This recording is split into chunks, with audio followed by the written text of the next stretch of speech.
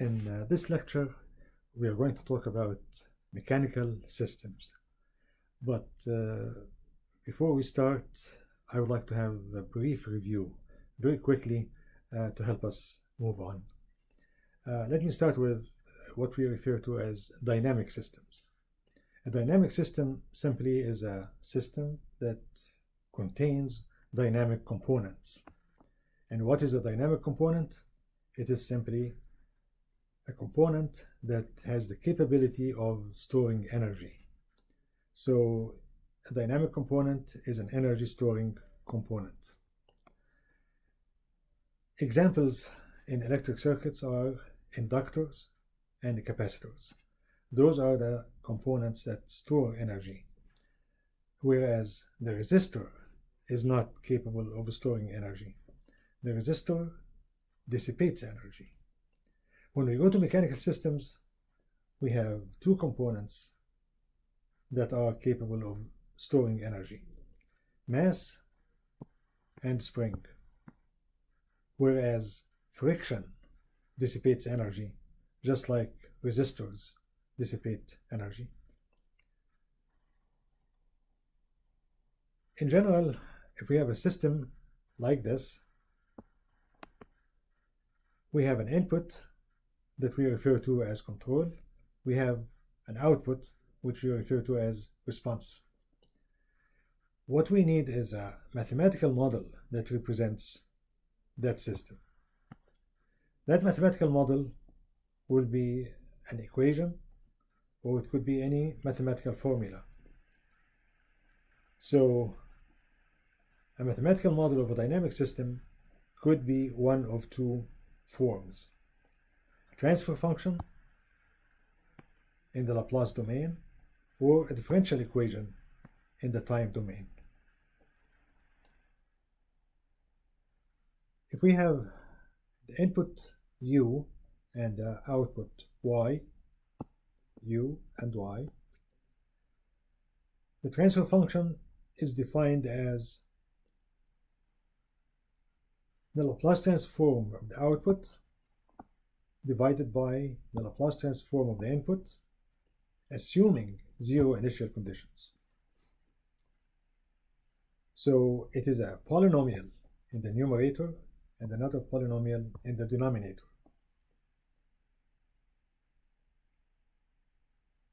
The important thing to understand is that the degree of the polynomial in the denominator is the same as the order of the system, which is the number of dynamic components.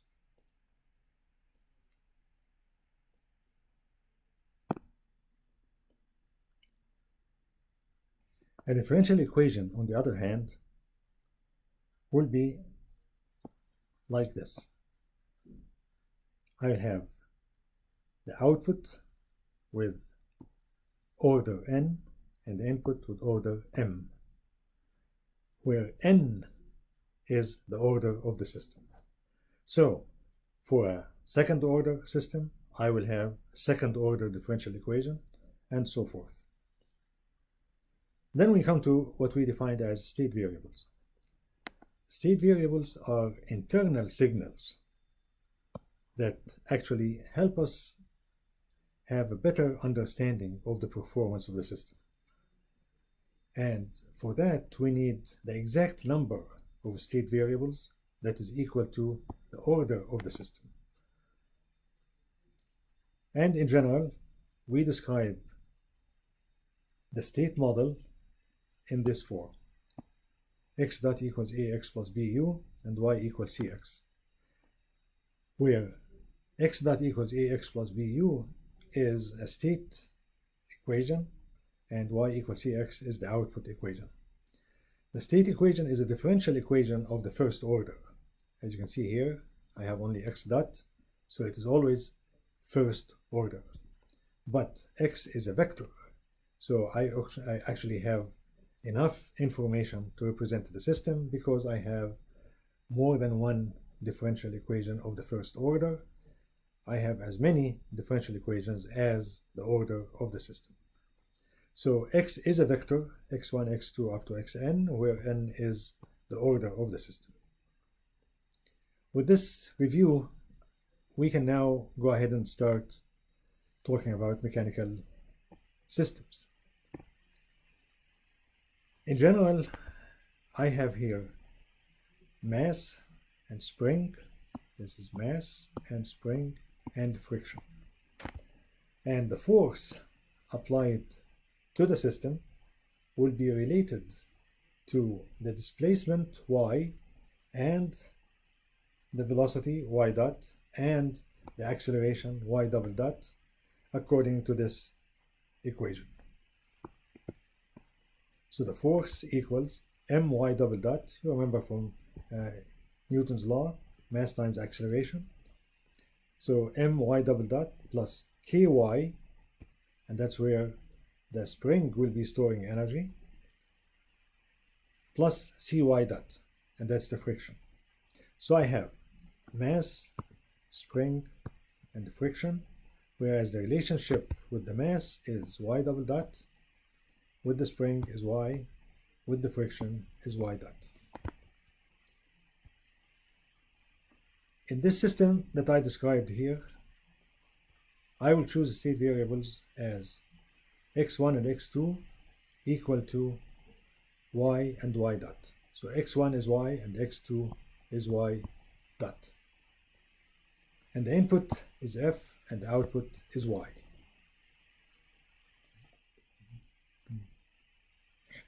Then my job is to find the state equations.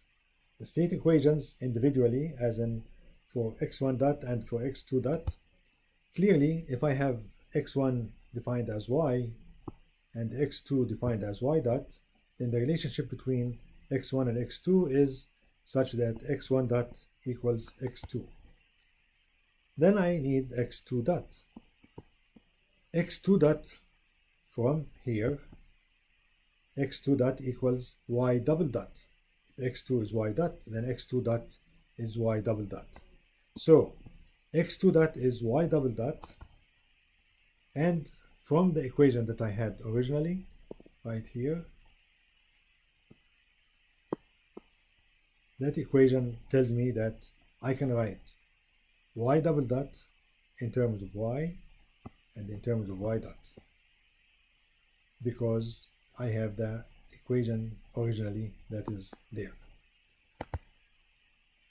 So based on this, I now have a definition for y and a definition for y dot. Y is x1 and y dot is x2, and accordingly I can write the equation like this. And this equation simply is the state equation for x2 dot. So x2 dot equals minus k over m x1 minus c over m x2 plus 1 over m u.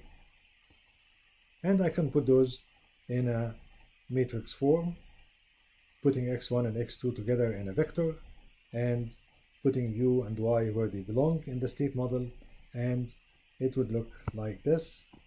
X dot equals ax plus bu and y equals cx, where a is this based on what I had for x1 dot and x2 dot from the equations, and b would be like this and c would be like that. That was a simple example that illustrates the relationship between the mass and the displacement and the velocity, and in terms of the force. Another example. Let's see another example here, which is a little bit more involved. It has more components. I still have a mass, and I have two springs, K1 and K2, and I have one friction here, and I have another friction there. That friction, B2 here, is connected between the mass and the spring, and that friction here is between the ground and the mass. So I have to deal with them separately. And because of that, I have two displacements, D1 and D2. And I have the force right here, applied to the mass. So when I push this mass here, when I push this mass with this force, I will have a displacement here, d1. I will also have another displacement d2 in between the friction and the spring.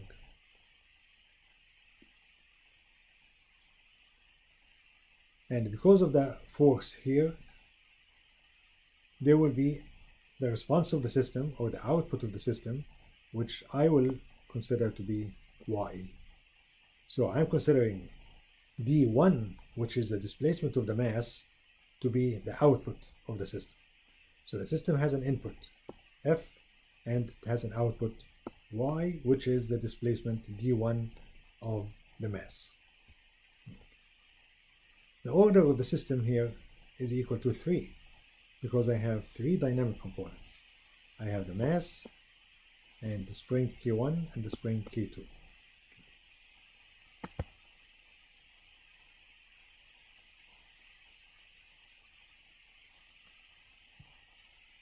Now I'm ready to write the equation that relates the force to the different displacements and the velocities and acceleration. So this is the equation here. So I have the force equal to the mass times the acceleration of the mass, which is d1 double dot. I have d1 here, double dot, plus b1 d1 dot, plus k1 d1, plus b2 times the difference between the two velocities, d1 dot minus d2 dot, d1 dot minus d2 dot, because b2 connects the 2 points. One of them is d1 and the other one is d2.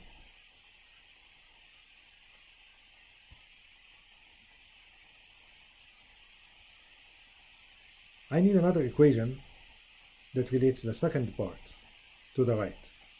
And for that second part on the right, there's no force. So in here, all I have is, I'll have 0 for, it's right here, 0 is the force, equals B2, which is this, multiplied by the difference between the two velocities, d2 dot minus d1 dot. So d2 dot minus d1 dot multiplied by b2, which is connecting d2 to d1, plus k2 d2. This is k2 multiplied by d2, which is actually, you can view it as d2 minus 0, because the other part here is connected to the ground. So k2 multiplied by d2 minus 0, and that is what we have here, k2 d2. So I have two equations, this first equation and this second equation.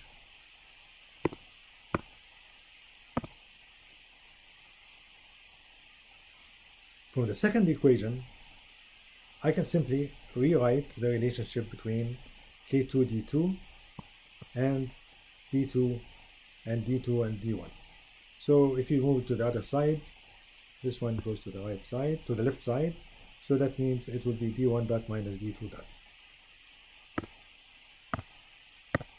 So this equation simply becomes this one.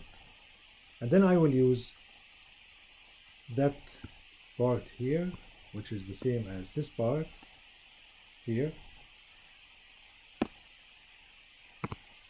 And I can write that equation now as f equals m d1 double dot unchanged, d1 d1 dot unchanged, k1 d1 the same, but here instead of b2 d1 dot minus d2 dot, I will write from here that it is k2 d2. So basically what I'm doing is taking this one here and put it here because it was supposed to be that one, which is that one. So now I have a simple equation. If this simple equation here, and the state variables will be defined as x1, x2, x3, which are d1, the displacement of the mass, d1 dot is the speed of the mass, and d2, which is the displacement between the friction b2 and the and k2, and the spring k2. So these are the three state variables. So based on this, I can write the equations. The same thing as we did in the previous example. Since x1 is defined as d1 and x2 is defined as d1 dot, x1 is d1 and x2 is d1 dot, then I can say x1 dot is x2. So x1 dot is simply equal to x2, and then I can write x2 dot. x2 dot from here, x2 dot equals d1 double dot, and d1 double dot can be obtained from the Forks equation, which is this one. So I can write x2 dot as minus k1 over m times d1, which is x1 here, and the rest of the equation comes from here. So this equation brings me this one,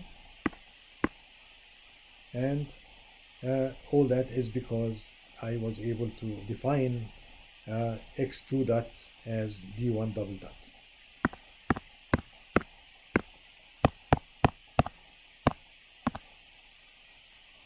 And finally, x3 dot. What I need is x3 dot will be d2 dot. And d2 dot can also be obtained from the second equation, which is this one here. So I can write d2 dot, which is the same as x3 dot, which is what I need. So that here will give me this equation. So all we need to do in summary is to define our state variables based on the displacements and velocity, and write the equations that relate the input, which is the force, to each of those state variables, and then rewrite them in matrix 4. What I need here also in addition to this is the output equation. This is the output equation. As we said before, the output was defined as d1, which is by definition is x1. So y is equal to x1. And from these three equations, which I wrote here, I can just go ahead and write the A matrix based on those. The A matrix in x dot equals ax plus bu, and the B matrix like this, and the C matrix like that. So where I have x dot equals ax plus bu and y equals cx.